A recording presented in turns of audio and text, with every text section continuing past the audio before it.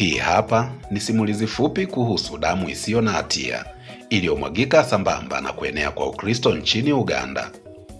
Sio nyingine bali ni damu ya vijana wadogo, mashahidi wa Uganda. Mwanga, mfalme kijana wa wakati huo Uganda, alichanganya ujana na mamlaka na hivyo kuwa sumu kali kwa kila aliyejaribu kumpinga.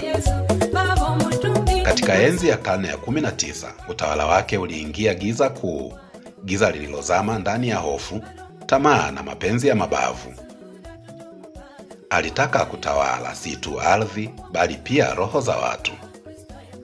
Wakati huo kulikuwa na vuguvugu jipya, Ukristo. Ukristo ulileta nuru lakini pia mgongano.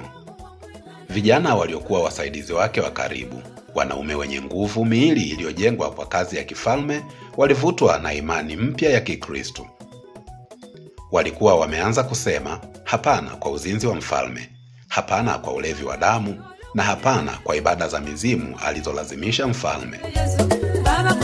Karoli Lwanga, kijana mwenye tabasamu tulivu lakini mwenye macho ya moto, alikuwa kiini cha mapinduzi hayo.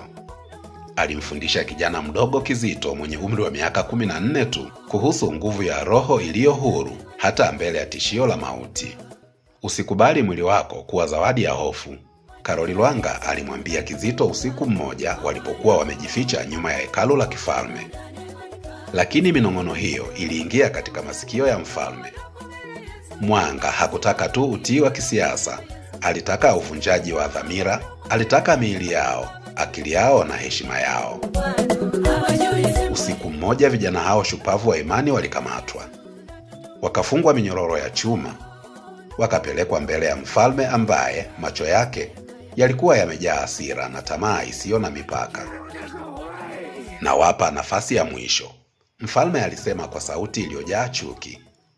Acheni imani yenu, fanyeni mnachotakiwa kufanya, na mtakuwa salama, vinginevyo mtaungua hadi mifupa.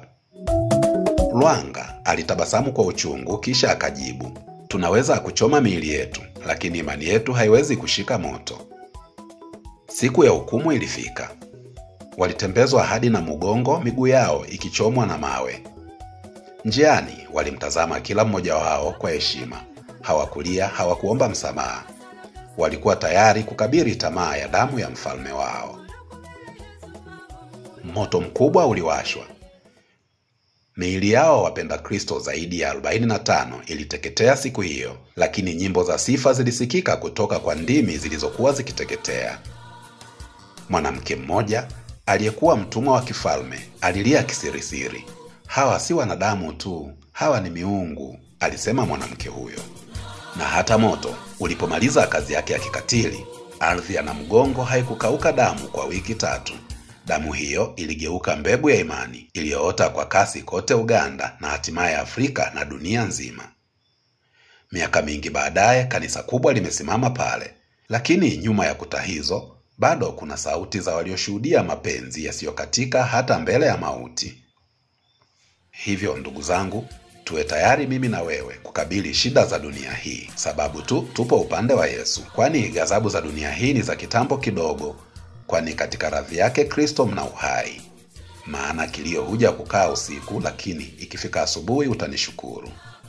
Basi mpendwa, asante kwa kunisikiliza, lakini usisahau kusubscribe YouTube channel yetu Clarity EA TV ili kupata simulizi nyingi za namna hii na mafundisho mbalimbali kuhusu imani. Imani yetu ni silaha na roho zetu ni huru.